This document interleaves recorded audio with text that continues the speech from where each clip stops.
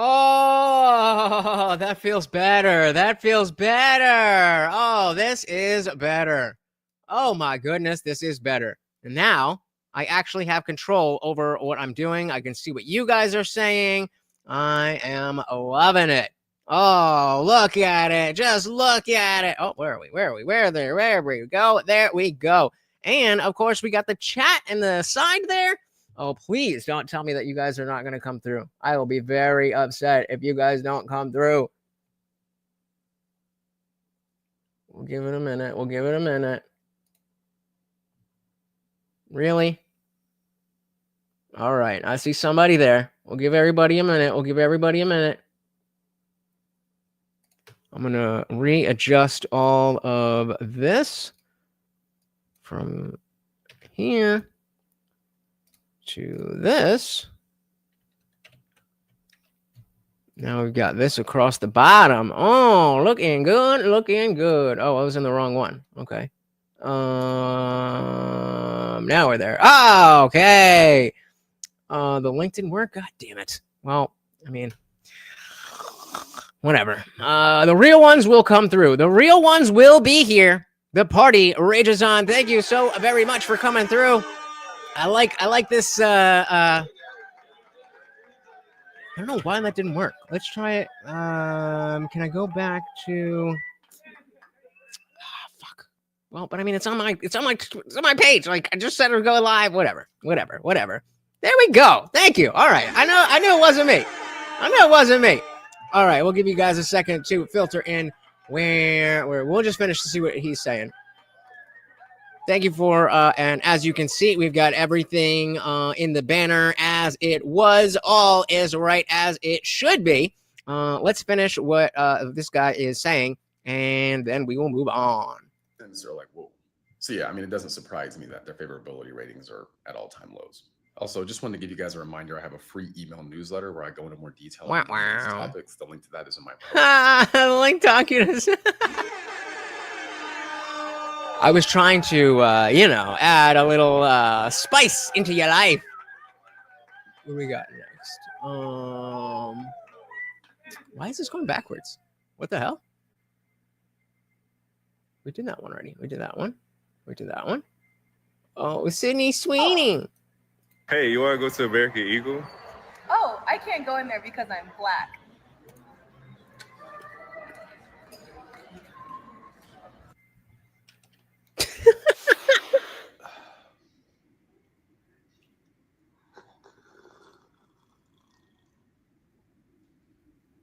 Holy fuck.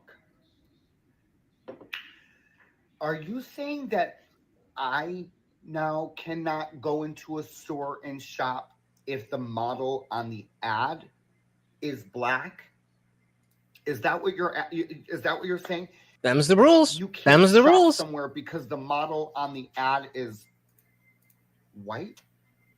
Holy fuck, you guys. I'm convinced that Gen Z is broken. We never, ever, ever, ever in our lives ever had this fucking issue. Ever. I wear fucking, my favorite shit is Jordans. Favorite shit. Michael Jordan's my favorite motherfucker on the planet. Nope, he's black. You're not allowed to do that anymore. Not allowed to do that anymore. Just another quick short one with our Sydney Sweeney campaign just blowing up the world.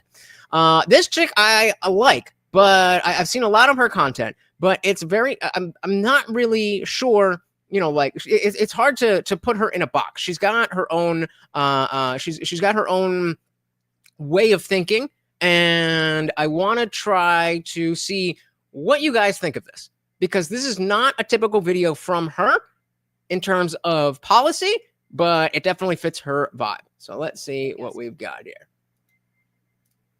I think I'm picking up on a trend. Walk with me. If you click on this comment, it'll take you to a little local news bit about this guy, Lee Vogler. He's a city councilman in Danville, Virginia, and he got set on fire at his office today, July 30th. And in the little news bit, they say that it was personal in nature. Set on fire. set on fire. And yes, if you guys could hit the like button again, that would be very appreciated. Thank you, thank you, thank you. And it was definitely not motivated by anything political. And all of the articles I pulled up say the exact same thing. No variation. They all got the same talking point, I guess, because not a single one of them gives us any additional information or context. Not a single one of them says, yeah, so Lee over here stole Shotzi's girlfriend. Nothing. No personal tie. They don't explain to us how these two know each other. How do you know it was personal? Guys, did he make a statement? If he made a statement, I'd like to hear about that. If you know. So what she's saying is they're reporting that this guy who set a CEO on fire after we've seen the likes of Luigi and then the last guy, the possibly white guy, going after the BlackRock CEO. We're starting to see a trend of people taking things into their own hands and trying to take things into their own hands. Oh my goodness. Oh my goodness. Josie is just dropping bombs with the $5. Said, I support Sydney.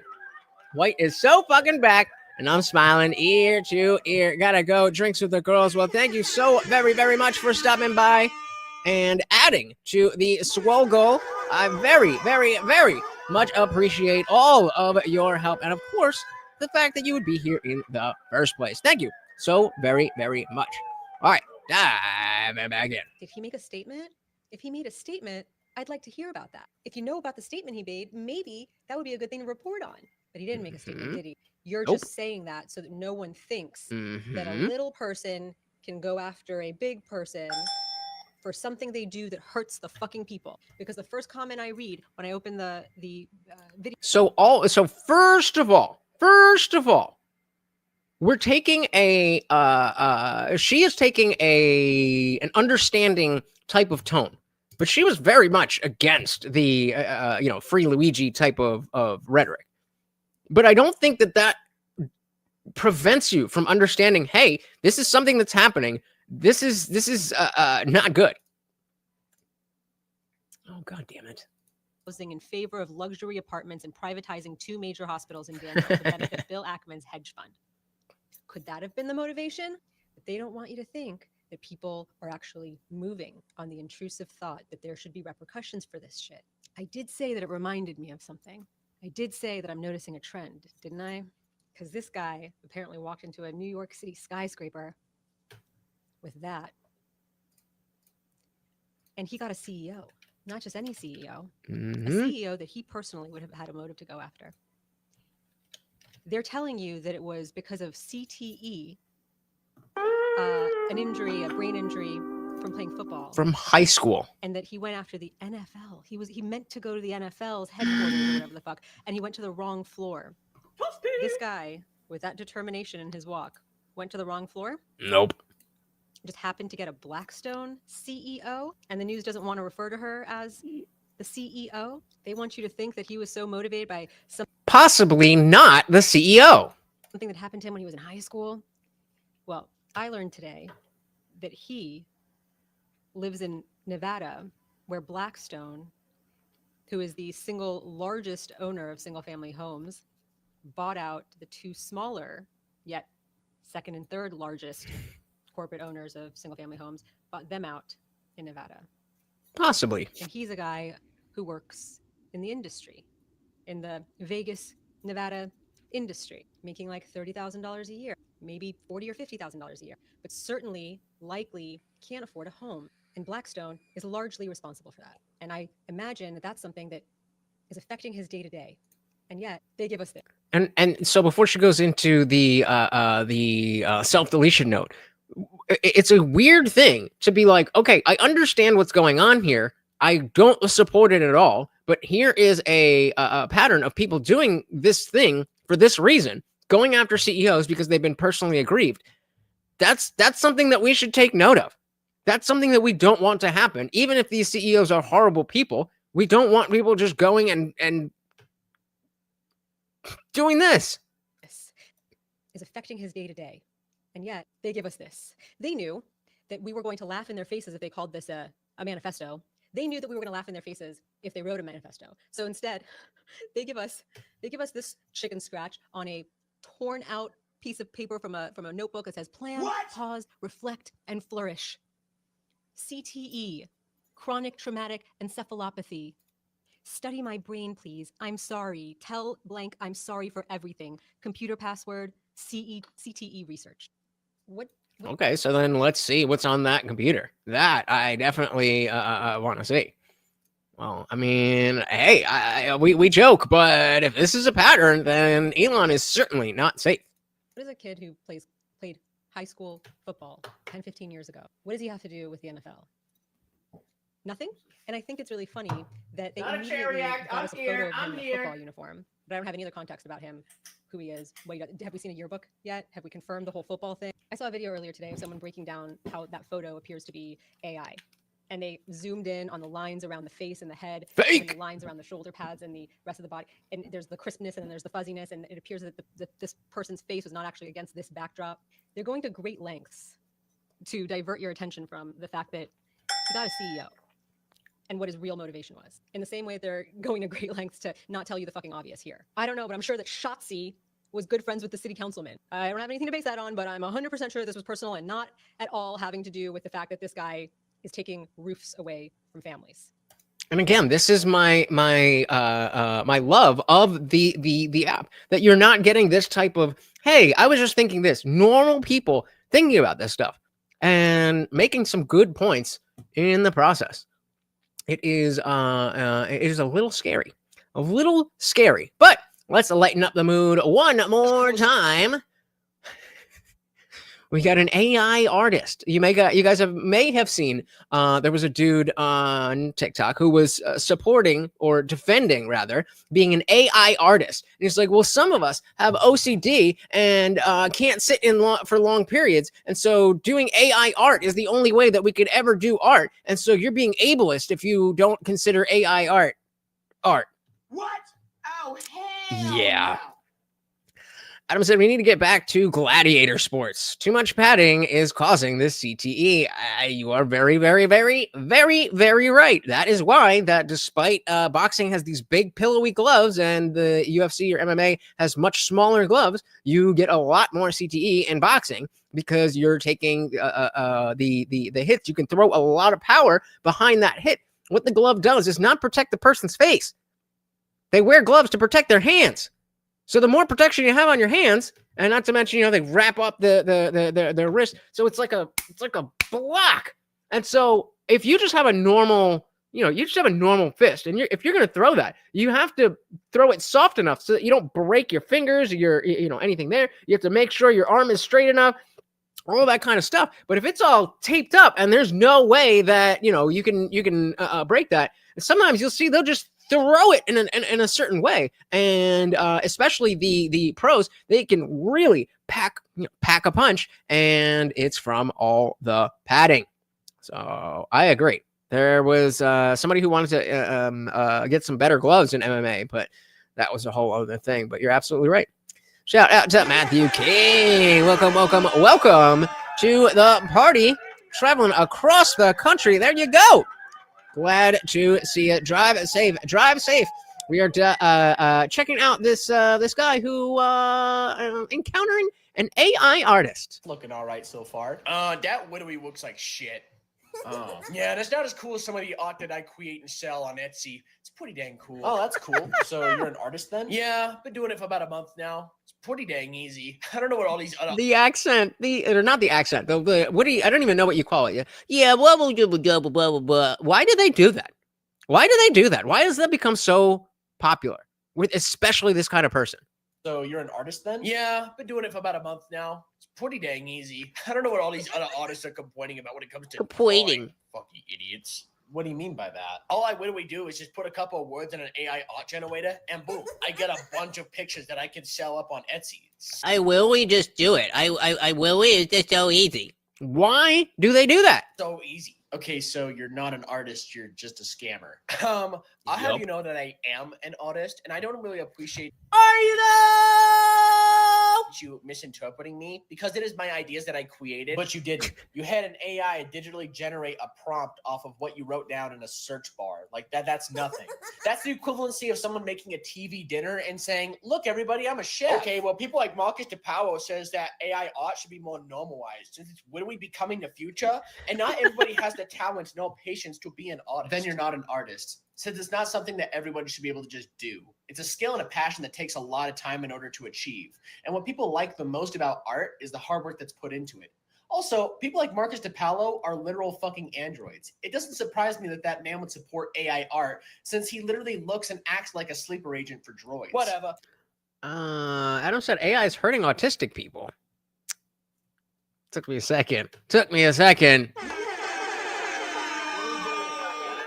a good one.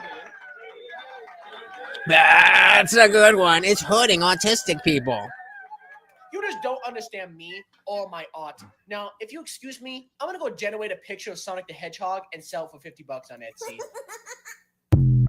It do be like that. All right, back to the minimum wage. The minimum wage, as you may have heard me talk about before, stealing this directly from Dave Smith, that the minimum wage is not a platform on which poor people can stand to be, up with the rest of us. The minimum wage is a barrier which must be overcome. If the minimum wage is $15 an hour and your labor is only worth $10 an hour, then you don't get the job. Yeah, right. What if the video itself was AI? These days, you never know. You never know. All right, what do we got here? Derek, can you tell the class what you just told me? How much would minimum wage need to be today to match the home buying power of boomers getting minimum wage in the 1970s? So how much would the buying power be? What would the minimum wage need to be to have the same buying power as homes in the 1970s? My guess was $35. Source. What's okay, the what's source? the answer? $66. That is diabolical. Okay. So he's saying that it adjusted for the minimum wage and the prices of homes based on what the minimum wage was in 1970. If the numbers stayed the same, the minimum wage would be $66. The minimum wage would be $66. And very obviously, that is not correct. Okay, what's the answer? $66. That is diabolical. Okay. She was right. Or closer to right. Where is your source, Derek? Where is this coming from? Here's what I did. Search for Fred minimum wage. Fred is going to be the Federal Reserve of St. Louis. They compile a bunch of different government data sets. Here's the data set for federal minimum wage over time. And now I'm going to add to that the median sale price of a new home. And again, he's saying, I say new home, but that doesn't mean a brand new built home, but just it's new to you. So it could include an old home that you're buying for the first time. That's going to be added as Series B. And so now I've got Series B, median sale price of a new home, divide by A, which is the federal minimum wage. I'm going to correct it because I don't know if it's case sensitive. That'll take me a second. But now we've basically got median sale price of a house sold in the United States divided by federal minimum wage over time. And what it's showing us is how many minimum wage hours you would need to work in order to buy the median home for sale in the United States. Median is the value that half of all homes are worth more than, half are worth less than.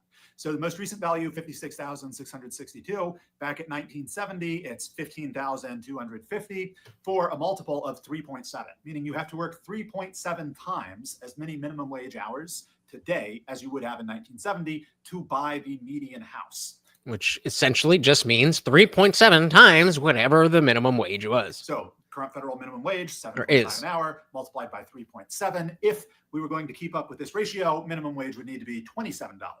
Which is still, very high and does highlight an issue with wage inequality and all that stuff. But when you obfuscate the numbers like this, then it undercuts the point in total.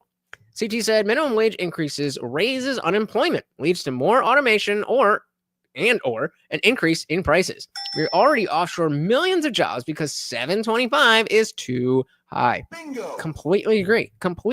I think the minimum wage should be somewhere between $3 and $5 an hour. Because the thing is that usually it might come up in this video. I don't remember, but it's this notion that it's just kids trying to buy a home. That's not really who has minimum wage jobs. It's older people who haven't really done much with their lives. My guess was $35. That's a good guess. It's a little high, but yeah, that's pretty close. Now, things to keep in mind. The percentage of people who are making minimum wage has dramatically decreased. Right. In 1979, as far back as this data set goes, 13.4% of employed people were earning minimum wage. Today, that number 13%.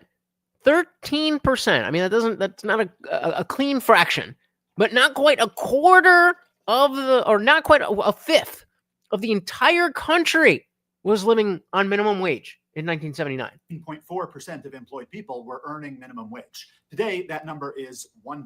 So far fewer people today work at minimum wage than they did in 1979. This graph is showing us median usual weekly real earnings. Real meaning adjusted for inflation. Inflation accounts for the fact that the dollar buys less stuff over time. So inflation includes the fact that housing is getting more expensive. Anyway, median meaning the value that half of all people make more than, half of all people make less than. This is the median earnings for an individual working full-time. And what you can see is that in 1979, as far back as the data set goes, it was $335. More recently, it's $376. So that's an increase of about 12%, meaning the typical person has more purchasing power today than the typical person in 1979, even though houses have gotten more expensive and minimum wage hasn't kept up with housing prices. Right. And so the issue that this guy is talking about is an issue, but just not in the way that he thinks it is. The broader point I'm trying to make is that on average, the typical person has more purchasing power today than people did in the 1970s. And housing is an exception to this. Housing really has gotten a lot more expensive. Housing prices have increased faster than inflation generally. So that's what it is. It's not that the minimum wage is an issue. It's the prices of the houses themselves.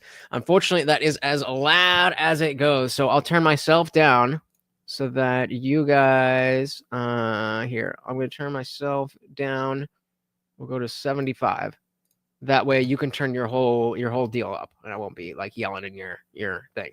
But yeah, unfortunately, this is as loud as the videos get. If we had TikTok, if you guys were on TikTok, then they'd play it full volume. But they knock them down Twitter because you guys are too cool for TikTok. Be for kids or retarded people. Basically, workers that are not super helpful. You should not be trying to live on a minimum wage job. Bingo! I don't know if I'd necessarily say kids or retarded people, but I think people just who don't have a lot to offer, and that this is your entry. It's that's a bad policy to begin with. Setting up the minimum wage so that people can live on it only does all of this. Actually, this is negative price changes. Then you get BlackRock and all them, and when the price goes. And then as supply goes down, prices start to increase. That's exactly what you'd expect. As you have more houses, the price goes down. As you have less houses, the price comes up. And the final graph I'll show you is just number of houses being built per person in the population. And the trend here is just we're building fewer and fewer houses per person over time. So we're building less houses per person. We have fewer houses. The price of houses goes up. And people aren't getting married, and there's a lot more single people, single income, single person households. As a minimum wage was started by unions to keep black people out of jobs in the 30s. What do you know? Democrats pushing for more racism. I think we get our point here. Let's move on. Dismantle the patriarchy. Dismantle the patriarchy. If y'all wanted to dismantle the patriarchy, you would never expect a man to pay on the first date. You wouldn't see any videos on TikTok of women on the subway like, look at all these men sitting down while I'm standing up. You wanting a provider man wouldn't exist. That is the patriarchy. You understand what I'm saying, bro? I remember when I made a video saying that the average woman benefits from the patriarchy way more than the average man. A lot of times when y'all look at these systems set in place to keep women down and all this, that, and the third, all them shits is run by rich men. Rich men. Regular men don't even get to enjoy patriarchal norms most of the time. Well, y'all get to have wives sit at home and raise your kids. Ooh, do you know how expensive that is? Very few men can actually afford that and live good. Ooh, it's okay for men to have all these bodies, but women get called whores. Regular men don't just run through women. Those are like, that's an elite group. That's who y'all talking about. I said it the other day. I said the misogynists always keep them a woman. Like always. They always keep a woman. The men who beat How is that the case? The misogynists all are the oh man, the worst of them always have a woman. Matthew, thank you so very, very much. You have a good one. And indeed, hit that link. Oh, I didn't pin the link, but I'll do that right now. Always keep them a woman. Like always. They always keep a woman. The men who beat women, the guy said the men who beat women always got a woman to beat. The incels, the lame guys, those are all the guys y'all got in the friend group, in the friend zone. Mm-hmm. Yeah, your little emotional support puppets who see you as their equal. Y'all, this shit's so wicked. Facts. They talk. Such a big game. Oh, the patriarchy and maybe this, that, and that, and that. Who built that system? Like, not me. Not me. I don't know what you're talking about. Oh man. If y'all oh want man. it. Oh man. Depending on who you are, this is either going to bring you some levity or it's going to really piss you off. I'm warning you.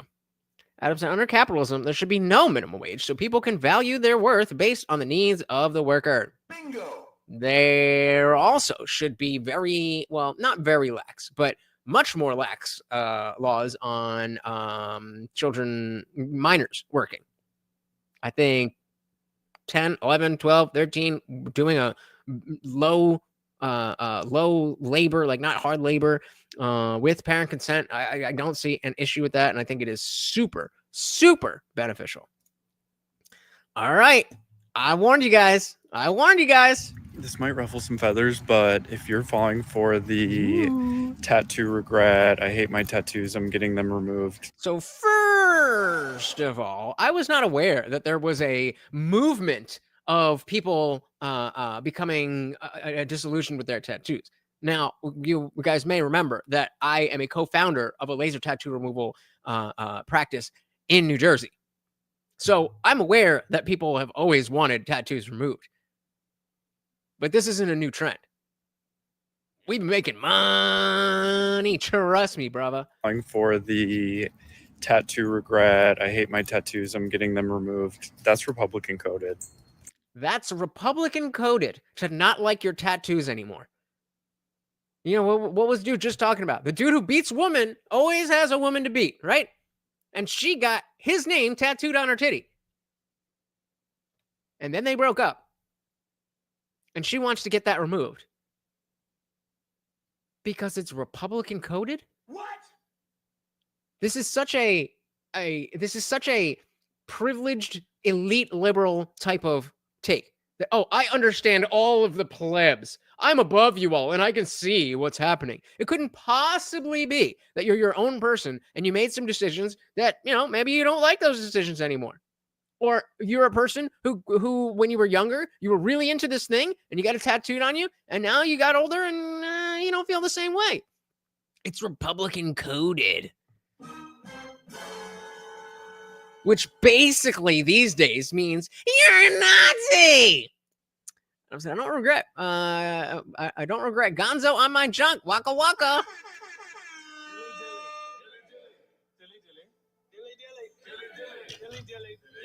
I have over 30 tattoos. I think it's 36, 35, somewhere around there. I regret none of them. But when I was in college, before I'd gotten any tattoos, because my first tattoo was, of course, my Akon tattoo. My boy, he had the name first. He passed away in 2013, and I always, I was into like the emo scene and all that. So I always wanted tattoos. But like an average normal person, I was like, I don't know what I would get. Like I don't know what to. I don't know if there is something that permanent that I want. And so eventually, my friend passes away. I'm like, I'm sure as shit not going to regret that. Get that. And now off to the races. So I have a bunch of dumb tattoos, but I don't regret any of them because they all have built meaning over time. Like this one I got just because I felt like it looked cool. This one I got just because I felt like getting something, and the apprentice at the shop was like, yo, I got this if you want that. I was like, fuck it, yeah, let's do it.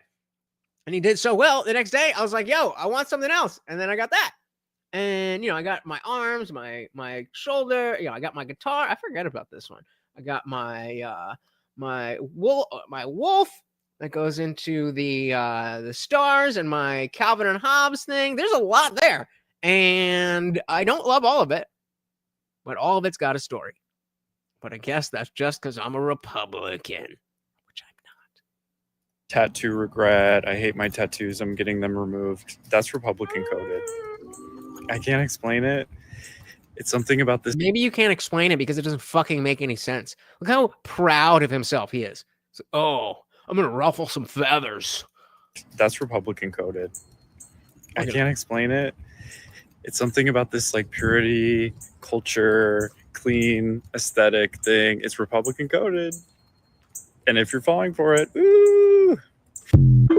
Ooh, if you're doing something for yourself that may incidentally have to do with a political party that I don't like, you shouldn't do that thing. What? So you're telling me that the cool Democrat liberal thing to do is to just keep tattoos that you don't like on your body so that people don't think that you're a Republican? What? How do these people make it through the day? What did I caption this? Yeah, exactly. How do these people make it through the day? I don't understand when you think like this. And not only are you thinking it, but you felt the need to make a video. And in that video, you felt like, oh, you got a good one. Shout out to Stella Saint. Welcome to the party. Said, I'm glad I never got any tattoos, but my first love, who used to beat my ass, had Trump tatted across his stomach. 5'10". I don't know what any of that is, but and there you go. Been a Republican since 2011. Became a Republican a decade after I left him too. The year I escaped Kelly. Well, shout out to that. Dilly to you. See here on this side of the aisle, we're about doing whatever the fuck you want as long as you're not hurting anybody. Now, maybe not every Republican feels that way, but if you're MAGA, you sure as shit should. Try to say that 5 times fast. All right, a short one there. I don't remember what this one is about. Let's find out. What? We got? Oh dear. So we've got a liberal-looking women paying for dates. Okay, I think that's Kevin. I just got such a good idea. I'm gonna start taking men on dates. Okay. And I'm gonna pay. Order whatever you want off the menu. I got this. And then I'm going to take you back to my house after, okay? And I'm going to ask you to mow my lawn because I paid for your dinner. That's a good deal. I'm down with that. The least you could do is mow the lawn. Sure. She actually thought she said something profound. Let me be the first to tell her. This reminds me of a tweet that came out a couple years ago where a girl was like, oh, we need to treat men how they treat us. We need to sleep with them and never talk to them again. Sweetheart, don't threaten me with a good time. So you're trying to tell me you're going to take them on a date, pay for it. They get whatever they want, whatever restaurant they want. And all they got to do is go back and mow your lawn, clean your gutters. You're talking about the things we already do for ourselves? I swear, this can't be the women that... I'll clean out our gutters. That is like, I only trim the bush. Hey, any yard work counts. Any yard work counts. I'd be saying this is the most educated woman of all time. Something's not adding up here. The math ain't mathing. Because I don't know a man walking the face of the earth that wouldn't take a deal like that. That's easy work. Hey, sign me up. As a matter of fact, I think all women should take this approach. I think this is definitely going to turn the dating pool around. Hopefully. Probably not. But, well, shout out to the 510. And whatever any of that stuff is that. If I support it, I support it. If I don't, I don't. All right, moving on. She's back. Oh, no. Oh, no. She's back. Kamala's back. Oh, Like it. man. Educate us, Jack. What do we got? What do we got, Jack? Became abundantly clear yesterday that Kamala Harris is running it back. 2028, here she comes. If you don't like it, get off the train tracks because the Kamala Harris train is come. This was after she announced she will not be running for governor in California in 2026, and also announced her new book, 107 Days. She will be going up against the likes of Gavin Newsom. I do kind of want to know what's in that book. I do kind of want to know what's in that book. Pete Buttigieg, I guess AOC, and a few others in order to get that Democratic nomination. And this time she actually has to win a primary. But I digress because it is July 31st, and it is time to unpack with Jack Mack, America's most trusted nightly news show, according to people that I guess maybe we'll be reading Kamala Harris's book. No, we won't. The presidential fitness test is back. Donald Trump, a beacon for fitness. As we know, just like a fitness god. Guru. Announced that today, and also announced a sports and fitness council, which has the likes of Bryson DeChambeau, Harrison Bader, Saquon Barkley, Triple H on it. Lawrence Taylor was also on it. I don't know why. I don't know what we're supposed to be doing. What is this for? But I'm here to serve, and I'm here to serve you. That was what he said during the press conference. Also on the council is Tua Tagovailoa, the Miami Dolphins quarterback, and Trump did not pronounce his name well. Council, and I feel like it might be worth it. It's only 107 days, so the book can't be that long. I kind of feel like it would be worth it to buy it. How much does it cost?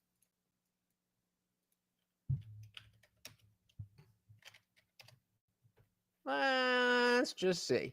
Let's just see. No Amazon link? Oh, fuck you. Oh, fuck you. I don't know how to do this shit. Oh, yeah. It's a pre-order. Okay. Oh, there we go.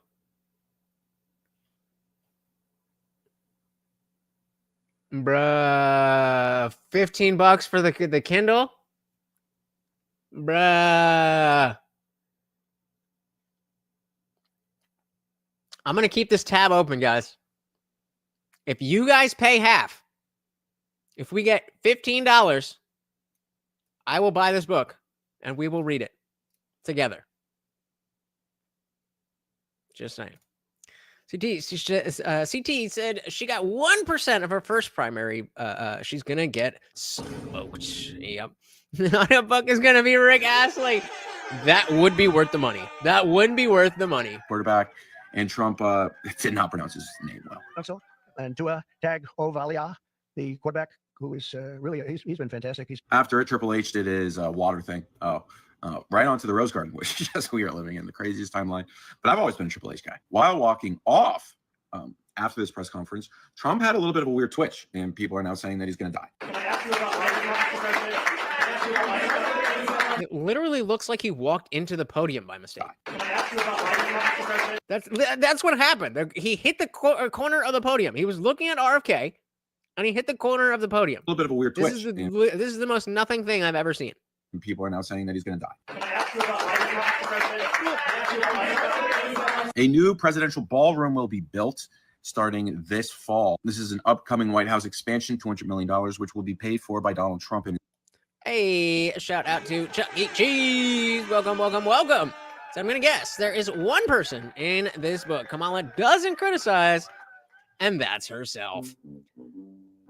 I will not take that bet because I think you are absolutely correct, sir. It's donors. A lot of people are saying, oh, the government has money for this, but not that. Well, it's by the donors and by Trump. Trump was asked about Kamala's political future. He said, well, she can't speak. She can't talk. She can't do an interview. I wouldn't call her a skilled politician. He was then asked, would you buy Kamala Harris's book? I think I'd love to buy it. No. Speaking of Kamala, she will be on Stephen Colbert tonight. I guess it's airing like right now. Speaking of Colbert, Senator Sloan. I heard that went bad. I don't think we can play the clips, but we can check it out in the after party. Talking went on last night and said of the CIA. These are good corn-fed people who just want to help their country. What does that mean? The tariffs were raised on Canada today, up to 35%. We'll see if they cave. We will see you tomorrow. Stay away from the crazies. There you go. There you go. Kamala is back, baby. 107 days. I just...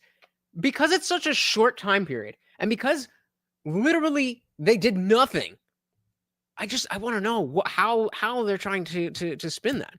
Oh, of course it's going to be, obviously. She didn't sit down and write a book. She can't write a sentence, bro. We know that for sure. But what's in it is the real question. Extra layer. Shout out to Duncan Trussell. If you don't know who this is, you definitely should figure it out.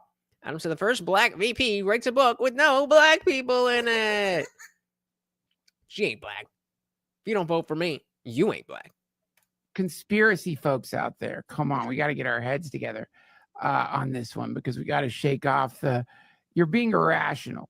Because right now, I guess if you like aren't someone with a rational mind, it would really be easy to start imagining in some very paranoid way that all the stuff people have been saying forever about there being an extra layer to society populated by super powerful people who ritualistically abuse children, that actually appears to be the case. That is true. No, I thought that the White House said that it wasn't. And that, yeah, that whatever the fuck is in these documents is so damning, is so fucked up that it is worth obviously obfuscating. Oh, Duncan. Obfuscating, but true. Obviously obfuscating whatever this is, using any trick, including, what was it they just did? Didn't they just release the Russiagate files? Oh, look, Obama did treason. As if we didn't fucking know that already. Oh, look, Hillary started Russiagate. As if we didn't already know that. The MLK files? No, yeah, releasing the MLK files and also letting the senators leave one day early for summer break. They get a summer break. Till September. So, you know, if you were a low-level thinker, you would see all that and you'd be like, oh my God, like they definitely know the fallout from doing this shit is going to be extreme. So whatever the fuck is in there is real bad. And this is the same point that I made about Prince Andrew when he did that BBC interview. He's like, I don't remember anything, and then they show the picture of him with the girl. Like, I don't know anything about that. Virginia Guffrey or whatever it was. And the thing to understand about that is he chose to do that over the alternative. Whatever the alternative was going to be worse for his image than that interview. And that interview was bad, very bad. So whatever the fuck is in there is real bad. Like bad. And that is a low level. That's a low level. Wouldn't you say that's shallow thinking? Mm-hmm. Yeah, that's just the start. It's a nothing burger, folks. It is a nothing burger. Pull up that CEO, Josh. Okay. See that? See, she's frozen. Oh yeah, you guys remember this? I forget what company it is, but you saw that shit, right? Pull up that CEO, Josh. Okay. See that? See, she's frozen. And yeah, see that person just appeared out of nowhere. Watch closely, and you could see like the people around them don't seem to be human. Like what? What was that? You're losing me, Duncan. It's clearly people trying to get on the jumbotron. Who is that? That guy who was just off camera. Oh, Duncan. Dude, came out of nowhere. That fun dude. So like, yeah. Oh, well, I mean, you know, he was on point for a minute. Okay, so let's do. Have you seen the new season of South Park? I believe there is only 1 or 2 episodes. There's definitely one. There's definitely one episode. I don't know if the second one has come out, but it has been shown in the commercial that Cartman becomes the Charlie Kirk of the South Park world. And then, of course, they made Trump the, you know, how they did Saddam Hussein. It was like, I'm sleeping with the devil, blah, blah, blah, blah. They made Trump that. So just curious how many of you have seen what we're talking about. Saint said, if there's no word salad in Camila's book, then she definitely used a ghostwriter. You can stop right there. There is no world, there is no universe where Kamala herself would sit down and be able to write a book. That doesn't happen. So we're not talking about if it's a ghostwriter. It's a ghostwriter. That's how this industry works. She didn't sit down. And I mean, think about it. She was running for president until November. It is now August, and the book is already coming out. So that means she would have needed to have written it while she was running, or before she started running. She would have had to write, like, what? What? That don't make no sense. August 6th. Okay, so what's today? The first. So it's only. So does that mean that there's only one, or the second one came out yesterday? Second one came out yesterday. Let's check.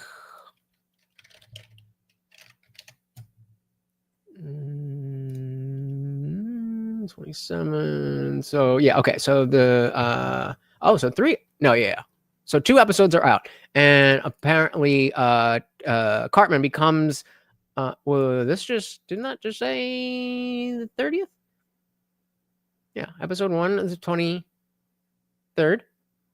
Episode 2, 30th. Either way, the first episode they're focusing on Trump, and they put him in the same way that they did with Saddam Hussein. And then in the second episode, they have Cartman become the Charlie Kirk of that world. So this is a chick that I've seen talk about dating stuff, and she, whatever, she has some decent things to say about dating. But of course, she's a liberal white woman. So let's see what she's got. I feel like we actually need to seriously address and acknowledge this point if we're ever going to get anywhere. Do we? But okay. But this week, right, we all saw South Park had Cartman depicted as Charlie Kirk. See, episode 2 is out. And everyone is laughing at Charlie Kirk because he changed his profile picture to Cartman, and they think that he doesn't get the joke, right? Because everyone knows Cartman's always choking. Well, actually, hold on. We need to So Charlie put out a video when he first saw that he was going to be Cartman. Charlie Kirk, Cartman.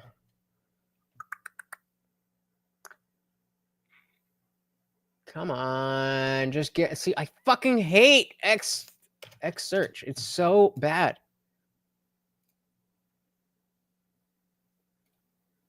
What the fuck? Where are you? We are definitely going to take a peek at that that thing with what's her face, Kamala, and that too. Come on, really? That's far back? Came right up on TikTok. Charlie Kirk video South Park. Let's see if Google does better. Okay, so this is not. This is a little bit longer than what I saw, but same thing. Play.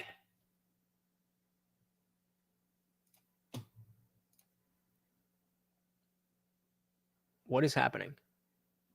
So yesterday, I just started laughing when someone sent this to me. Apparently, our very popular Prove Me Wrongs and our extraordinarily viral campus debates are being prominently profiled on South Park. Let's play cut 394. Wednesday, August 6th. You can just shut up, baby, because you hate America and you love abortion. On an all-new South Park. So if you don't watch South Park, it's very, very popular, especially younger people. And look, I mean, I think we just should have a good spirit and laugh about this and a good attitude. But first of all, that trailer was hilarious. You could shut up because you hate America and love abortions. I mean, it's a pretty good summary of a lot of the left I see on campus. Yep. But look, of course, this is going to be professional comedians. They know what they're doing. They're going to probably roast me. But it's about time that we don't take ourselves so seriously. That's one of the problems with the current political landscape, especially on the left, is people take themselves so seriously. Be able to take a joke, have a good sense of humor. And so South Park is kind of a cultural phenomenon. And make no mistake, being mocked, it means that you're doing something. So this is Charlie's tweet, new profile pic, and he changed that to that. And I've been texted, by the way, congratulations by so many people. And they're probably going to be nasty and and vulgar and all that stuff. But I mean, that is a congratulations. As you see Benny Johnson's tweet up on screen there, which is Cartman, it's Cartman. I thought it's Cartman is playing Charlie Kirk, which is pretty cool. And also you see the security guy behind in the water bottle. Let's put some of these up on screen. Benny. So PC Principal is there. This is a minor spoiler, but it is a spoiler. Happens in the first 3 minutes of the first episode. But PC Principal, I think it's now Power Christ. He's the Power of Christ Principal. He's like, you can just call me PC Principal. He busts out a Bible, baby. It is worth watching. If you guys want, we could definitely watch the episode in the after party. It is worth it. But okay, point is, Charlie's taking the joke. No big deal. I'm Cartman. A lot of people are seeing that that's a thing. Now, yeah, that power, Christian, just like I said, brother, watch the episode. Watch the episode. So this chick, acknowledge this. I feel like we actually need to seriously address and acknowledge this point if we're ever going to get anywhere. seriously address this point. We're not playing, we're seriously addressing this point. But this week, right, we all saw South Park had Cartman depicted as Charlie Kirk, and everyone is laughing at Charlie Kirk because he changed his profile picture to Cartman, and they think Nope, we're laughing with Charlie Kirk and South Park. that he doesn't get the joke, right? Because everyone knows Nope, he gets the joke. He's just in on it. Cartman's always chosen to depict whoever is like the bad guy who is blatantly wrong and straight up evil. Uh-huh. Quickly, as always, make sure you like, rage, comment, repost, and follow along for more. And I truly hate to say it, but Charlie Kirk is not unintelligent. He studies policy and scripture to develop arguments against them. Does that mean he's right? No, he's just blatantly straight up evil, and he's aware of it. That's why he just uploaded that video on his account showing the photo of Cartman and being like, this is how we know we made it, how we know we made it. Oh my goodness! Dylan! Oh my goodness! Brie Larson drawn from memory! Oh my god.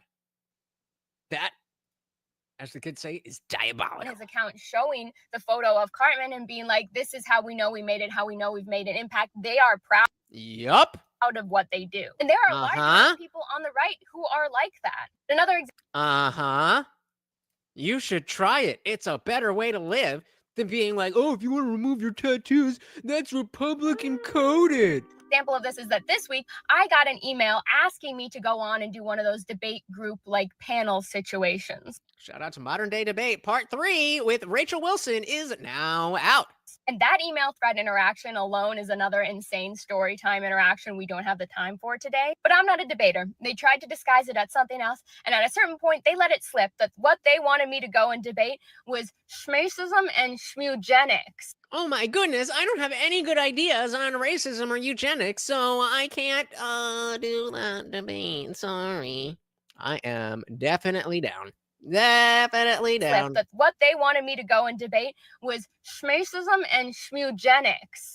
Now, if I had the opportunity to go talk on a platform about racism and eugenics, I would jump at the opportunity because whether or not I'm an expert in that area, it is a very fruitful conversation, especially at the cultural level.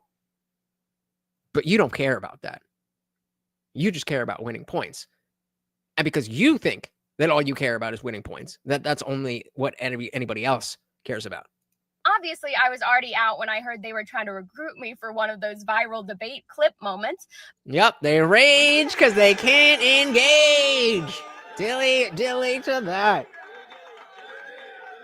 They rage because they can't engage. But when I heard that those were the topics, hell no. These debate group circle things have become entirely just entertainment and not productive at all. Okay, true. But doesn't mean you shouldn't try. Anyways, but the reason I don't want to debate those topics is because I know why it's wrong. You know why it's wrong. Grade schoolers, my nieces, are taught why those are wrong. Any argument I could make trying to explain to you why it's wrong is wasted breath because you should already know the things that I think are so important. They already know. In fact, those professional debaters know why it's wrong so well that they spend their time studying why it's wrong so they can try and argue against that. What? Oh, hey. People are actually trying to understand your positions? How dare you? What a horrible, horrible, horrible thing. She really, you think that's a bad thing? I promise you, if you try to understand my positions, I will take that positively. Because they already know. In fact, those professional debaters know why it's wrong so well that they spend their time studying why it's wrong so they can try and argue against that. That is precisely what we learn on Debate Team. It's not that they don't understand it's wrong. It's not that Charles didn't understand that Cartman is supposed to be evil.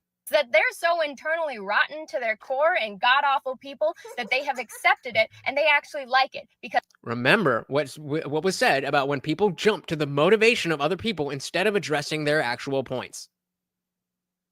It's because they're rotten to the core. Is it though? because it benefits them. It's like literally weaponized incompetence because then they pretend not. You just said he's very smart. He knows what it's doing, and he appreciates it because it helps him. And then you said weaponized incompetence. What? That's not what those words mean, sweetie. Actually like it because it benefits them. Yeah, so that would be awareness and purposely leaning into it. It's like literally weaponized incompetence What incompetence are you talking about? because then they pretend not to know, and it has all the rest of us wasting all our time and energy running in circles all day trying to explain it to them. You need to stop Yeah, because your shit don't fucking make sense. infantilizing them and realize they're actually adults who are fully aware of what they're doing and proceed forward that way. So she thinks she ate. She thinks she ate, left no scraps. But, honey, you're a little bit behind. You're a little bit behind. All right. Shout out to Trey Rags, guys. Definitely go TRARAGS. Definitely go follow him on wherever on YouTube. I love these skits. They are very racial and very funny without being malicious. And so this one is if the wrong person won the lottery. 500 what? I won 500 million. Won 500 from the lottery? Oh my gosh, we won! We won! Mommy, what happened? Baby, we won! We won the lottery! When you start speaking French. What? What you mean? No, because you said we. When did you start speaking French? You know what I'm saying? Because we won the lottery. We won. No, I won. What? I won. It's my ticket. I won. Dad! We're gonna be so... CT is saying about the last video that the ending really lost me. I have no idea what her point was actually. So I believe that her point is that they've been treating people on the right as if they've been, as if we are infants and that we don't understand what their position is. But we do understand their position and we just disagree with it. And because we disagree with it, we're rotten to the core. That's her point. Saint said, Democrat incompetence is weaponized against U.S. citizens. Jim Crow, Joe Biden, border Nozar Kamila, and Governor Goblin Newsom are prime examples of this phenomenon. Facts. Facts. All right, let's dive back in. You know what I'm saying? Because we won the lottery. We won. No, I won. What? I won. It's my ticket. I won. Dad! We're going to be so rich. We're going to be so rich, Dad, right? 500 million, isn't that a lot? Bitch, I'm gonna be rich. What are you talking about? Whoa, Trey! Do not talk to our daughter like that. No, I don't care. She wasn't even supposed to make it past the plan B. I won. What is she getting excited for? She's getting excited because we won, Trey. We won the lottery. Why wouldn't she be Y'all excited? didn't win anything. That's what y'all not getting in your head right now. Y'all didn't win. Are you being for real? But Dad, it's supposed to be all of our money. Why are you being I got gloves in the garage. What, you trying to fight me for it? Nuh-uh. You trying to fight me for it? Like, Trey, that is a child. She's stepping up like she's trying to fight me for it. You're gonna fight our child for money? This is my ticket. I want this. And you drove to get it in my car. It don't matter. It do matter. Yes, it do. What? I want to see y'all take it from me. Why would we have to do that? Dad, please! No! What did you just do? Oh, because she's stepping up. Why would you do that? What? You trying to put on the glove? Are you serious? It's in my back pocket. Come take it. Over a lottery ticket? I'm not getting nothing. Over a lottery ticket. I'm not getting nothing. I'm spending this money on 10 BBL thotties. Trey. I'm not part of that plan. You knocked out your daughter.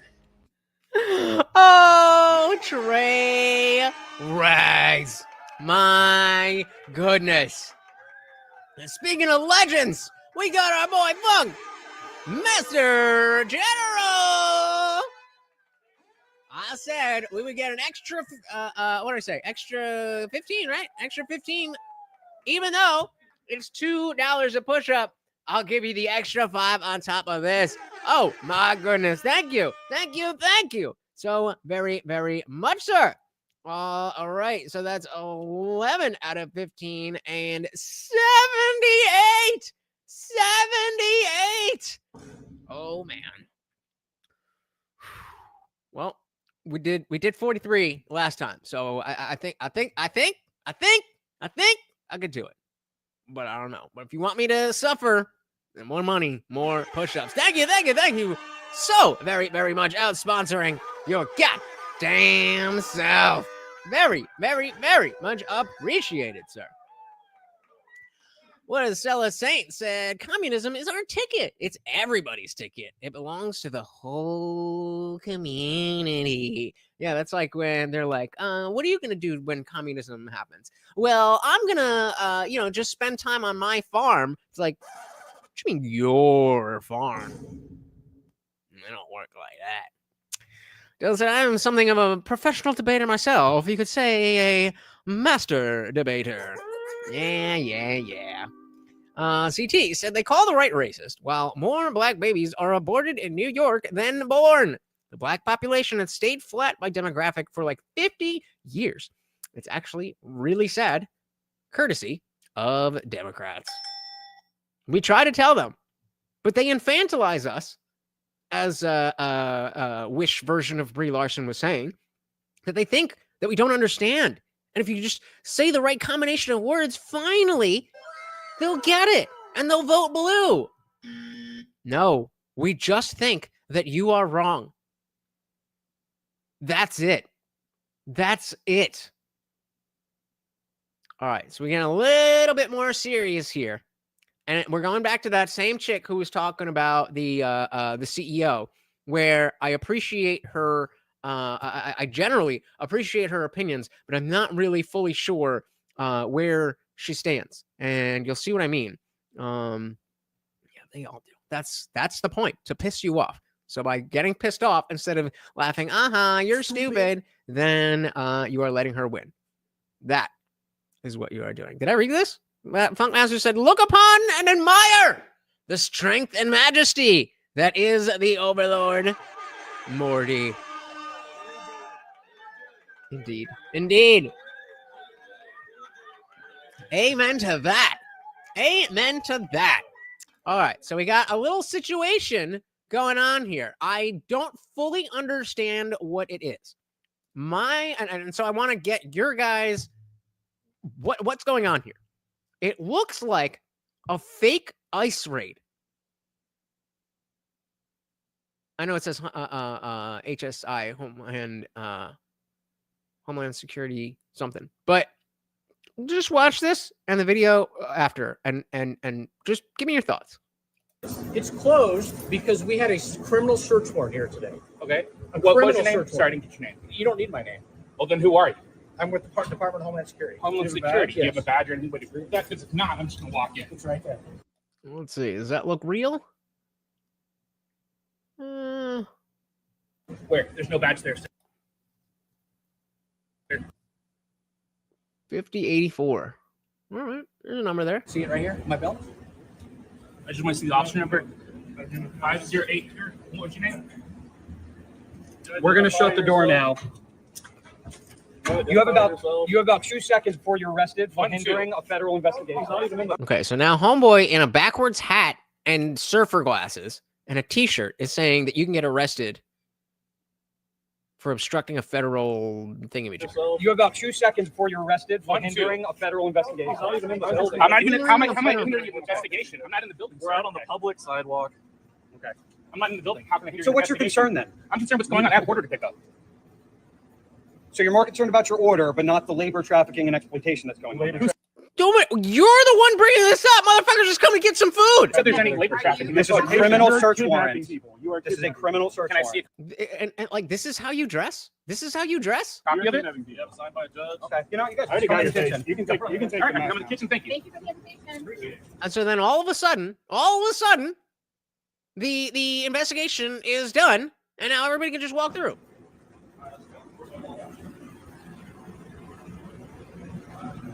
The back of the restaurant for some reason.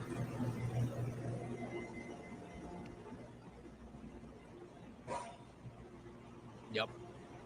So we're walking through. Just a normal restaurant, obviously a Mexican restaurant. And now these guys are running away. Oh, do any names or identification today? Like, look at the chick where my mouse is. Look at her as it focuses on her. I got 150. She's beelining. This gentleman from HSI.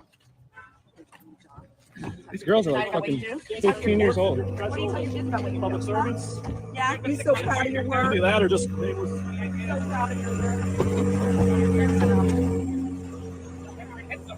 not in the way. I'm not in the way. I can't hear you. I'm not in the way. So where are all the people that they arrested? There's nobody in the restaurant, and they're there to make arrests on a criminal warrant, a federal criminal warrant, and there's no people there. I didn't see any kind of official van or any type of transport paddy wagon type deal. They're fucking terrified. They're fucking terrified. Did you not realize what this would be, being fucking Gestapo? Being Nazis? You didn't realize what this would be like? You should quit. So, I mean, if it is the case that this is a legitimate thing, I will absolutely say it's weird. But it seems like liberals being like, oh, you shouldn't arrest people. That I don't care about. But it doesn't seem like this is how, if this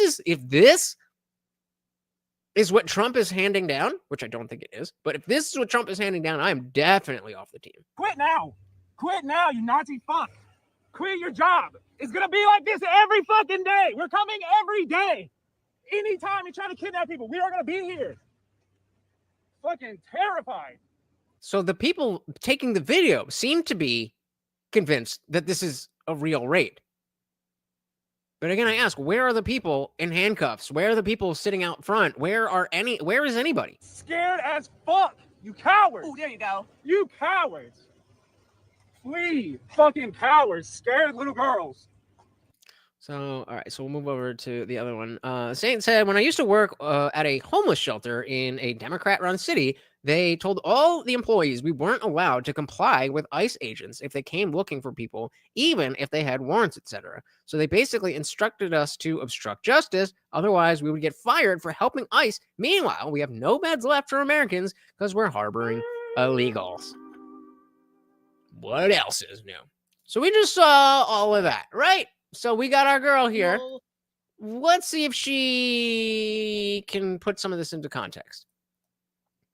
Because I don't know what I just saw. Like CT saying, feds dress the street clothes. Sometimes this is weird though. Walking through the back is strange. There not being any people there. Like what is this? And she seems to have a little bit more of a take. But I'm not fully sure what this is so weird. Go watch this video. It depicts these guys, community members in Kansas, out back of a Mexican restaurant where there is an active raid happening. These citizens will make you proud if you go watch the video, but they are giving these people hell. And so again, it's little lines like that. Like she's been very pro freedom and very, very pro America, but she's very clearly not like some right winger. Saying that they're there legally. They're here to execute a criminal search warrant, telling these people to leave. Then this guy shows up with a backpack on, telling them that they're moments away from being arrested for hindering a federal investigation. And the citizens are like, what investigation? What the fuck are you talking about? What am I hindering? I'm here to pick up an order. And he's like, so you care more about an order than the labor and human trafficking that's going on here? And when they're like, what the fuck are you talking about? What labor and human trafficking? You guys are fucking crazy. They're like, okay, you can come in. Sorry, I thought you were here executing a legal search warrant. And you're just going to let this crowd of people into the place that you're executing a legal search warrant? And you're going to go from your moments away. Where there's also nothing in there. Like, it seems like you're already done with the raid. From being arrested to go ahead, you can come in. And when they let them in, the two guys that you saw here and another guy, they beeline out the front doors, immediately dispersing, running. This girl scurries like I've never seen anyone scurry before. Afraid, scared, cowards. They're all piling up into their trucks. These two girls are both on the phone like, what do we do? What do we do? And the citizens are yelling at them. This is going to be every fucking day. You're cowards. You're afraid. Look at you. You're running scared. Every day we're going to come for you. What did you think this was going to be? So that's where I get confused, because if this is legitimately how the government is doing things, that's bad. This is shady as fuck. But what screams out to me is that maybe this isn't a legitimate operation. I don't know. What do you guys think about this? You're going to be the Gestapo and we're just going to let you. Very proud watching this video. But the captions fucked up. They said that these people hit in Kansas, these people hit 2 restaurants of the same chain that day, and they took everyone from one of the locations in the middle of the day, took every single person, leaving all of the fryers and all of the cooktops on. And if one of these guys, one of these citizens hadn't turned everything off, the entire strip mall would have burned down. Yeah, see, I'm in favor of getting people who don't belong here out of this country, but there's ways to do it. And if this is a legitimate operation and this is how it's being done, I'm not in support of it. This whole thing, the unprofessional nature of it, the fact that they don't even secure the place, they left the doors all unlocked, by the way, when they took everybody. But the way that, and then the way that they back down immediately and run scared, what are they doing?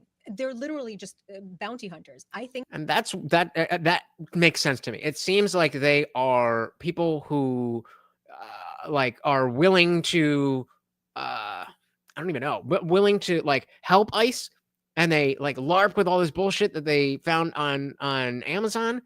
I really don't know.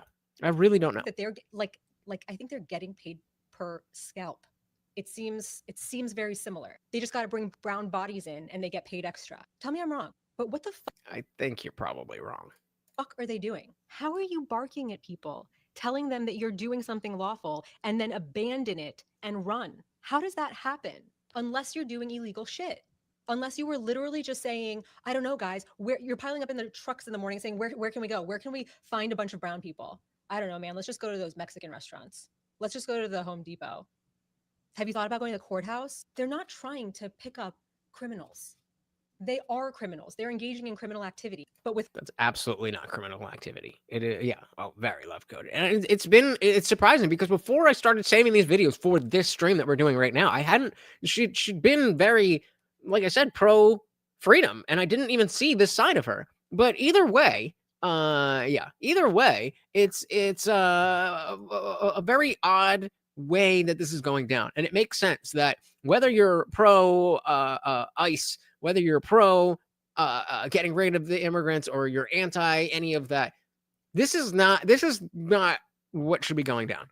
This is not what should be going down. This is weird. All right, so this one's probably a skit. But as we know, so many of these skits, one, you can't really tell, so it may be legitimate. And if it is fake, it represents a real thing in our society. So I asked, sus? Okay, let me get this straight. You're upset because your girl best friend got a boyfriend. It's not just that. It's her ex. Her ex, he's no good. He's literally Why does this So homegirl taking the video, this is her boyfriend. And he's upset that his girl best friend got back with her ex. You're upset because your girl best friend got a boyfriend. It's not just that. It's her ex. Her ex, he's no good. He's literally Why does this matter to you? Because he's not a good person. He's not the one for her. It makes me so. That should not matter. It may not matter to you, but it matters to me. He's not good for her. He is not the one that she is supposed to be with. Chris, I'm really serious. Like, this is. So again, if we take this as real, I mean some good stuff. This isn't that stage, but if we take this as real, what would be the mitigating circumstances that would either make this okay or very clearly not okay? Because like I could totally see that, like, if he was friends with this girl since they were little kids, and this guy's like beating the shit out of her and like taking out credit cards in her parents' names. And then he is the one that has to bail her out of shit. I mean, first of all, don't find yourself in the friend zone, especially when you got another girlfriend. But, you know, sometimes when you go back like that, it's a little bit different. But other than a certain situation like that, bro, why do you care? I feel really uncomfortable that you care this much. I just.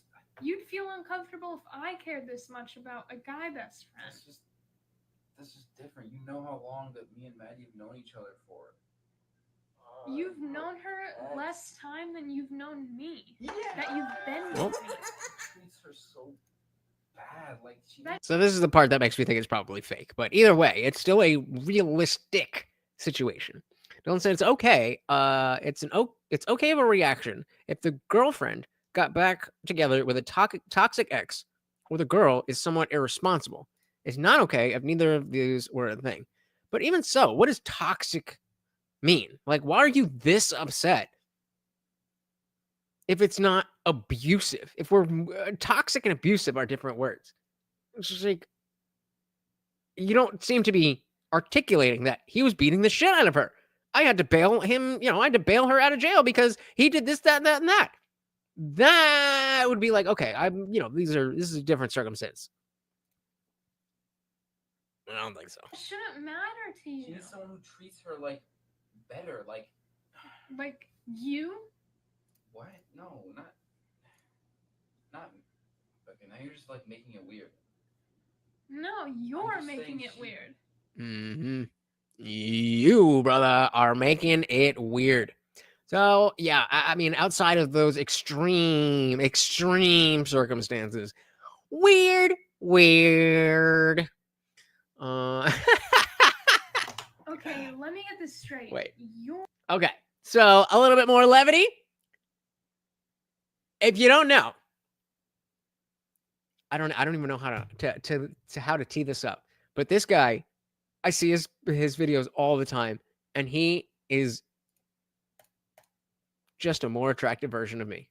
Again, putting myself in timeout because I actually fell for the love bombing again. Yeah, and no one tricked me, and no one schemed. I saw the red flags clearly, waved back, and just told myself, nah, she's just passionate. She said she liked my voice, and suddenly I'm planning baby names and looking up how much a shared phone plan costs. I knew it was love bombing. I just didn't care. Men are the true romantics. She called me babe twice, and I forgot every boundary I ever set. Right? I ignored every gut feeling, every warning sign, and even my best friend who texted me, bro, no, in real time, like he was watching a slow motion car crash, because she was sweet. Like, I want to bake you cookies and talk about your inner child sweet. But now I realize the cookies were bait, and the inner child is hiding under the bed asking why we keep doing this. We talked for 3 weeks. She told me I was her peace, her person, her safe space. And now she's back with her ex, and I'm here in my car making this video. So, yeah, Just like the I'm last sitting in guy. timeout in the emotional penalty box. No phone, no contact, just me and the echo of my own stupidity. Next time someone says you feel different, I'm walking away, because apparently different just means let me ruin your life in a fresh new way. And they ask, why don't you date? Why aren't you dating? Are we really done already? God damn. All right, we got a couple more.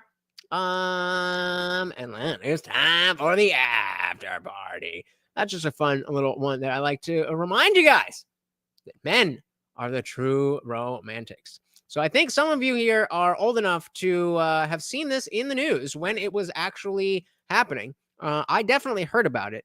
I think I saw a documentary on it, but I never actually got this level of, I never really, let's see if you guys remember the weirdest case in FBI history. Meet Brian, a pizza delivery driver who had an explosive device strapped to his neck and was forced to rob a bank. Now, if you think what I just said was weird, wait From there, does anybody already remember the story? until I introduce you to the people responsible for this crime. Will, Marjorie, and Barnes. One day, Marjorie said, hey, y'all, I'm broke. They said, all right, girl, what you finna do to get some money? She said, my dad's rich. If I him, I'm finna get some money. Barnes said, okay, girl, I'll do it for you. Just give me 250. She said, 250 what? Barnes said, 250,000. Marjorie said, that makes sense. And this is where Marjorie had a problem. She needed to figure out a way to get $250,000. So she decides with Barnes and Will to rob a bank. Now you're keeping up so far. They all decide, rob a bank, get $250,000, pay Barnes. Marjorie's dad. Marjorie gets her dad's money. Now enter Will, who the FBI describes as highly intelligent. They describe Marjorie as highly intelligent as well, but you're about to see that they both have a few issues. Will said, may I help you to plan this robbery? Marjorie May I help Barnes you? said, sure, what do you have in mind? Will said, well, you see, I have this explosive collar device I invented. All we got to do is strap it to somebody and make them do the robbery for us. Marjorie and Barnes said, that makes sense. So they call up a pizza spot where Brian was working as a delivery driver. They said, hey, yo, can we get a pizza in our location? Brian said, large or medium? They said, just come to the location. Don't matter. Brian said, y'all want some drinks with that? They said, no, thank you, Brian. Just come to the location. Brian said, bet, I'm on my way. Brian drives to the location. Barnes and Will grab him and pull out they said, you better do what we say or you're going to have a problem. We need you to rob some banks. They then attached the collar to Brian, the pizza delivery guy's neck. Now, here's where things start to get terrifying. Will then says, Brian, I've created a game for you. It's a scavenger hunt. After you rob the bank, you must find 4 keys. These keys will unlock your collar and you will be freed from the explosive device. Bro, this is straight out of Saw. But it happened way before. Nobody remembers this story? Now, if you cannot find these keys, then this timer will go off and kaboom. Brian says, all right. See, another strange part of this story is Brian's calmness throughout the situation. He said, all right, I'm on my way. I'll go do it right now. Brian goes to the bank. He waits in line patiently for his turn. Goes to the teller and says, yo, they about to, blow this thing. Can you give me $250,000? I got 15 minutes. The teller says, Brian says, also, I have this that's shaped like a cane that the guy who invented the collar also invented. So can you just... Tell us that, I'm sorry, sir. Is that a lollipop in your mouth? Brian was sucking on a lollipop. He said, oh, yeah, I just saw some in the front. Just help Bro, cold as ice. You could see the lollipop in his mouth. myself, excuse me. But really, though, I only got 15, though. The bank teller says it takes way more than 15 minutes to get into the vault to get that much money. That's bank robbery 101. Regardless, you seem like a chill guy. Let me just give you the money in the cash register. It's about $8,000. Brian said, you did the best you could. Yeah, I'll just take the $8,000. Appreciate you. Takes the money. He starts swinging the money in the cane without a care in the world. On camera. Walks out the bank. They call the police. They say, yo, we just got robbed. Police say, by who? They say, oh, really chill guy. Police say, okay, we on our way. They pull up.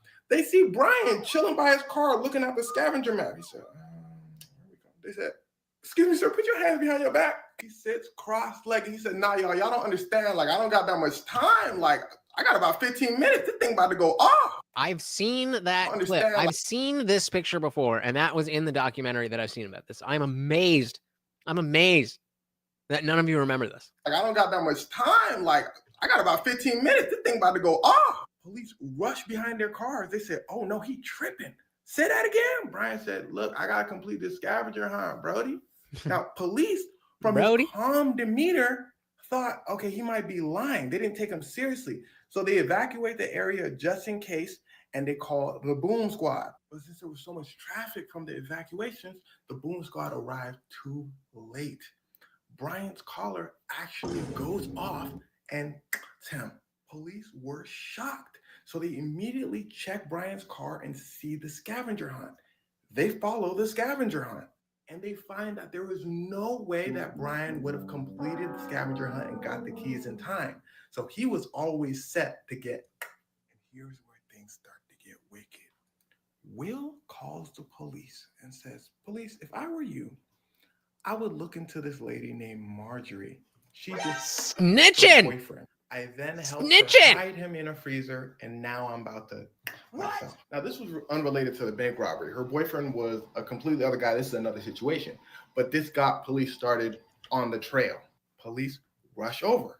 Lo and behold, they find Marjorie's boyfriend in a freezer. And this leads to an insane series of events where the 3 of them start snitching on each other. Marjorie says, oh, you snitched on me? Hey, by the way, he has something to do with the pizza guy getting... Barnes then gets dragged into it, and he starts snitching on them some more. Will passes from cancer before he can see any jail time, before the police can really hone in their investigation on him. Barnes strikes a deal with the FBI, so he gets 22 years in prison. Marjorie, life in prison. Now, here's where things start to get wickeder. Barnes, some other guy involved in the robbery who I didn't mention because he's not that important, and Marjorie say. I just looked it up. This was 2003. 2003. August 28, 2003. Brian Wells, a pizza delivery driver, was forced to rob a bank with an explosive collar locked around his neck. He was apprehended by police, and the bomb detonated while he was in police custody, killing him. The incident occurred in Erie, Pennsylvania, and became known as the Pizza Bomber case. I'm surprised. I would have thought that it was earlier, but even 2003, August 2003, I would have been 13 years old. So not really something that I'm going to be paying attention to that closely, but I definitely heard about it. And I'm surprised. I'm surprised that, like, I guess, this is this area, right? Not, I don't live in Pennsylvania, but, that's right across the border. I don't think Erie, Pennsylvania is that far from me either. But yeah, I'm surprised. Maybe the older folk aren't watching tonight, but I'm surprised. All right, let's finish this up. Brian was so calm because he was in on the plan. Now, the FBI also believes that Brian was involved in the crime at first. Hold on. Wait. What? Barnes, some other guy involved in the robbery who I didn't mention because he's not that important, and Marjorie say Brian was so calm because he was in on the plan. Now, the FBI also believes that Brian was involved in the crime at first. Then he found out that the explosive device was real, but at that point it was too late. He was forced to do it anyway. Brian's family and another person involved in the case said that's absolutely not true. Brian was just a regular pizza delivery guy that got roped into this whole mess. That part of the crime still basically remains unsolved. But I want to make a special note for Will, the guy who invented the explosive collar in the first place. As an FBI analyst puts it, he doesn't think this whole thing was about robbing a bank. Like, at first it might have been, but at some point the three criminals lost the plot. And that's what makes this whole case so strange. An FBI analyst says that Will loved to prove how smart he was. And this whole case was an elaborate game to do just that. On some Zodiac shit. To prove how smart he was, a scavenger hunt. But then at the end of the game, the participant gets, because no snitches, right? And to be honest, I think the same thing. After reading everything about the case, it seems like Will was just absolutely deranged. And to him, it was never about the money. It was about masterminding an insane event that would prove his intelligence to the world. Just for the love of the game. God damn. 2003 was wild. All right, so this one is not super exciting, but I just watched the train wreck documentary of Astroworld. If you guys remember, what's his face? Travis Scott did that. He did a bunch of huge tours and was known for being the rock and roll craziness of the rap world. And there was a bad planning, and a bunch of people got crumpled. And I definitely recommend you guys go watch that. I think it's an interesting thing to be aware of, that this type of thing can happen, so that when you're in public at a big event, you have that in the back of your mind, because so many people, whether it's Astroworld or the thing they were about to talk about, so many people died just because they didn't have a game plan and they didn't know what to do if things got bad. So let's check. So how did we go from a Halloween celebration in Itaewon in Seoul, South Korea in 2022 to a crowd crush that killed 159? So in order to understand what happened in the Itaewon crowd crush on October 29, 2022, you need to understand what a crowd crush is. So a crowd crush, which you can see our diagram here, these are black things are our walls, these green circles are our people. And you, oh god damn it. Crush, which you can see our diagram here. So if you want to use this as, if you want to compare this to Astroworld, then the stage would have been, the stage would have been more like here. And then the rest of the festival was like over here. And there was a very similar type of thing where there was like a funnel type deal before it opened back up, back this way. So imagine stage over here, and this is the front railing and then it goes back from here, but you're coming in from the side. Here, these are black things are our walls. These green circles are our people. A crowd crush is when a large group of people get confined into a narrow space and cannot move and essentially act as a liquid. So basically, everyone loses control of their ability to move locations and act as a solid liquid together. What that means in a measurement scale is 6 people per square meter. So 6 people in a meter by meter box. And then for my Americans, that's 6 people in a 3 foot by 3 foot box, which is very, very, very tight. Now, specifically 6 people in a 3 by 3 box. That is not a lot of space. For Itaewon, this is our alleyway. Down here, this stretch right here is about 10 feet or 3 meters across, and this area up here is significantly wider. And then going this direction, so from here to here is a downhill slope. And if you look at this, it will remind you of a funnel. Now, so real quick in the astral, I'll go do from here from the Astro World situation, because the Travis Scott stage was here, and the rest of the festival was way out over here. Again, people could either come into this way, or they could go around. And there was another thing, you know, they usually split the middle so that there's not just one big thing and stuff like this. Like, I would immediately know, oh, I don't want to be on this side. I'm going to take that route and go on the other side because I can see this happening. Said that crowd crushes act as water, right? Or liquid, as they come together, and as forces move this direction, everyone in this crowd will move this direction. As forces move this direction, everyone in the crowd will move this direction. No one in the actual crowd itself has any control over where they're moving. And if you've ever been like at the front rail or in a very packed situation like that, don't ever go to the front rail. Don't ever go to the front rail. Just don't do it. But if you've ever been close enough, or if you've ever been packed enough, sometimes you're not like on the rail. Let's say the railing is over here, but then, you know, we'll do this. So the railing is here, but then back here, a mosh pit will emerge. And so all the people in front of that mosh pit get pushed up here, and, you know, people get pushed back there. But then it creates, you know, if we switch that, and this is the front gate, the mosh pit opens up. So there's a bunch of people standing there, and then that opens up. So all the people around here get smushed in towards the gate. So even if you're not right up front, this can still happen. And especially as a shorter dude, or if you're a woman, then the worst possible thing that could happen is that you're not upright. Not that you're not on your feet. That's going to happen. But that you're not upright. We'll move this direction. No one in the actual crowd is. The CT Funkmaster said, my niece was at that Travis Scott show. Goddamn. Might have been a little bit of trauma from that. CD said, I've been to a lot of concerts or festivals. There is definitely a wrong way to set up a stage and a crowd, but it's also people being assholes. I've been in a close situation. You just have to stay calm. The best place is by the sound booth, best audio visuals, and don't get squished. Exactly right. You want to be right. You want to be able to lean on the fence that the AV booth has. So you're exactly right. You get to be dead center. You're far enough away. And as you said, the visuals, I understand. And, you know, when you were going to Warped Tour in 2005, why you would want to be up on the gate. But now, like, we have the EDM boom, right? And so everything became about, you know, these huge stages and the visuals and all that stuff. But even rock music does that now with the light shows and everything.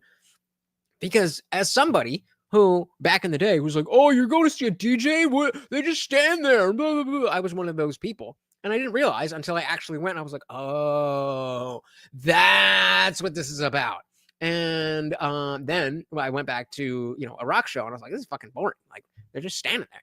Anyway, the fact that every show now has so much to do with lighting and visuals and stuff, why would you want to be that close? The way they do it is have these panels that are at different angles and different ways. So if you're up close, you're just seeing two panels that are supposed to look to you like it's one screen if you're far back enough.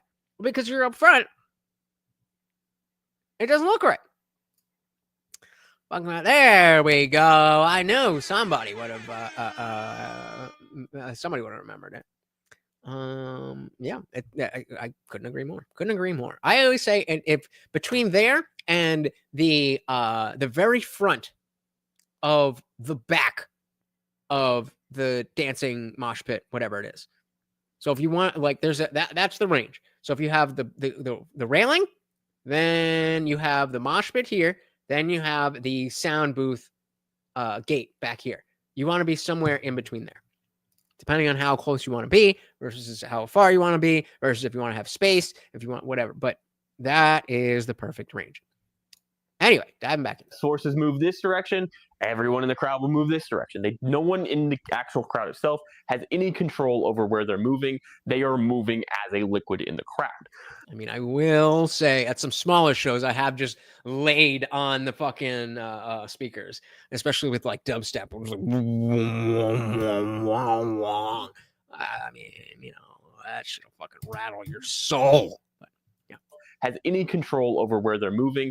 They are moving as a liquid in the crowd. And actually, I want to play that part again because that is an important aspect. That once this starts happening, you no longer have the control to control yourself. And so this is why I specifically said staying upright and not on your feet, because I've been in situations where I'm literally just using my arms, using my elbows and my forearms to just hang on to the shoulders of people that are taller than me. And as the crowd sways, I just sway with them. Whereas if I tried to stand my ground, every time the crowd moved, I'd get squished, and then same thing the other way. So you gotta just be like water. Direction, everyone in the crowd will move this direction. No one in the actual crowd itself has any control over where they're moving. They are moving as a liquid in the crowd. But when you have a situation like this, when you pour water into a funnel, right, it all goes down into the funnel and it comes out the bottom slower, but a little bit compressed. You can pour enough into it that it will kind of overflow, but it will always come out at a decent rate at the bottom. With a crowd crush, unfortunately, people do not squeeze. So as people get pushed in, as more and more people come in this direction, they can't get out this way because they don't squish. They don't. Right. And so while a liquid, we've all used a funnel and, you know, a little too much and it works out fine. But get smaller. They're the same size they are. So they get stopped up down here. It is more like pouring sand into a funnel, because if you pour a small amount of sand into a funnel, it'll all come out the bottom just fine, right? However, if you pour a large amount of sand in a funnel, it will get stuck either here or here or here or here. Yep. Shout out to Bob Marley. And hey, protect your ears. Protect your ears. It'll all come out the bottom just fine, right?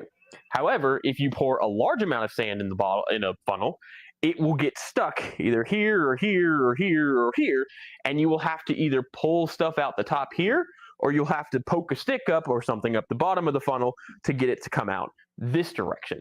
That is what a crowd crush is in this situation, where it's from a wide space going to a narrow space. Because again, people don't squish. They will not come out the bottom. They will get stuck.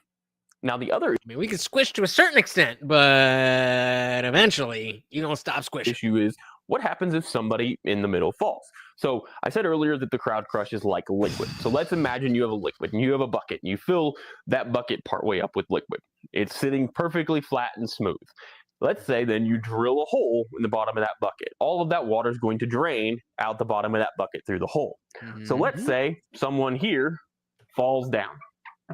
You now have a negative space in this area because they are now on the ground. That space is going to be filled in by the people around it who are also going to fall down. As those people fall down, there's going to be an even bigger negative space. And so people around them are going to fall as well. And it essentially becomes like a progressive collapse in a building. As more and more people fall down, it will cause more and more people to fall down until you have a stack of people stuck on each other, unable to move, and the crowd crush continues as normal. And again, that is precisely and exactly what happened at Astroworld. So what's happening to people in this crowd crush is as people are getting closer and closer together, you are breathing in and out, right? So when you... This is the important part. This is why even if you can't get your feet on the ground, that you stay upright. Is as people are getting closer and closer together, you are breathing in and out, right? So when you breathe in, your lungs expand. When you breathe out, your lungs contract. So as you are breathing in and out, right? You're breathing in, and then as you breathe out, the people around you get closer. And so the next time you breathe, you have even less room to expand. And then you try to breathe in, and you have no room to expand. You know, like a boa constrictor. And within 30 seconds, you are unconscious. Within 6 minutes, you are in cardiac arrest. So if you find yourself in a crowd crush, what do you do? First thing you do, put your arms like this. It is going to give you space to breathe in and out. No matter how close they get, as long as you keep your arms up like this, you will have space to breathe. It's going to hurt like hell. It's going to hurt.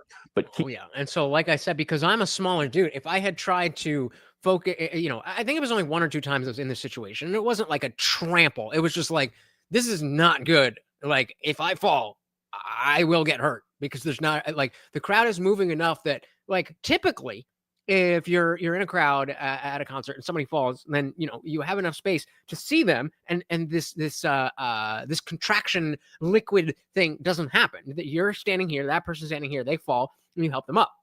Especially like in the mosh pit or whatever, where there's a lot more space, people are doing whatever, and somebody falls, then again, there's the space for everybody to see, hey, let's get this person up. But when you're like that, let's say these are 2 taller people's heads, right? If I fall down, they're just gonna stand on top of me. And so if I had done that, I still would have been crushed.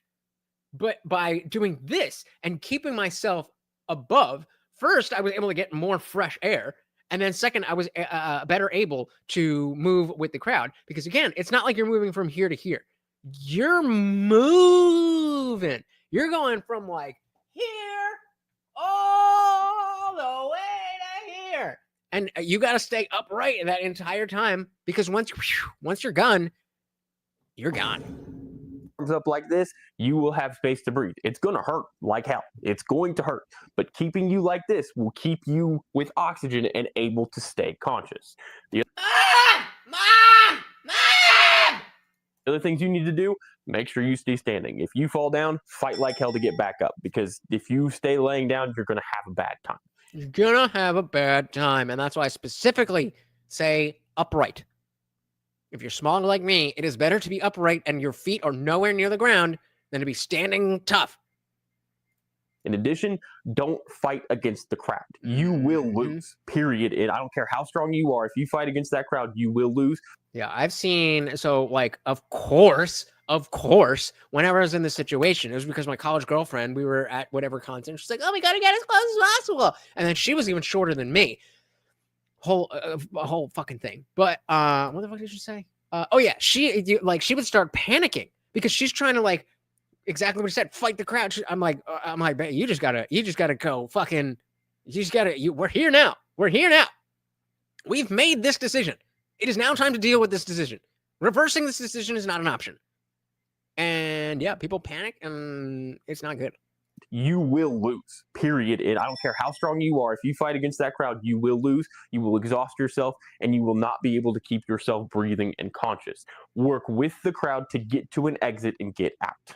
Great tip from CT. Keeping a little flashlight on you helps. 2, use your thumb to strobe it, and people think you are security or EMS. They also have those little thin ones you can keep on your keychain.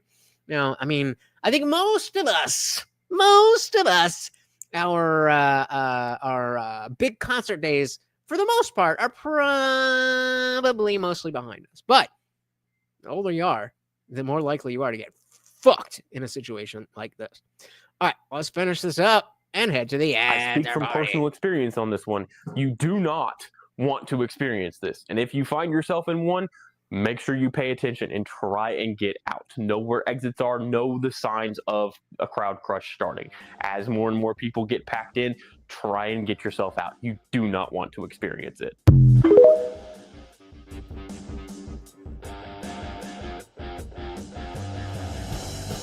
Do you guys hear that?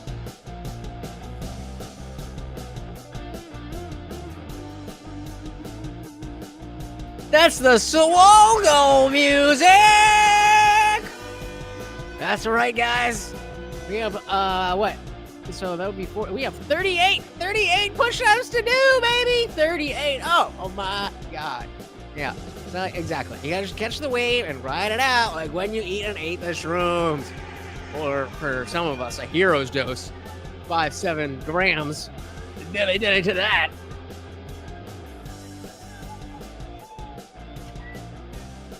He's like, hell yeah. CG said it's less helpful for an actual crowd crush, but if you need to make a fast exit, the flashlight is great. Oh. Like if it's not, yeah. So if you are in a situation where it's not a crowd crush, but like it's a packed crowd, the best thing that I've ever discovered in terms of getting through a crowd. And tell me this wouldn't work for you, especially if you're a smaller person. You want to let's say you're standing, I'm walking up, so you got your hand up like that as much as you can to get as much height. So like, can I move this back? Of course. So just go like this.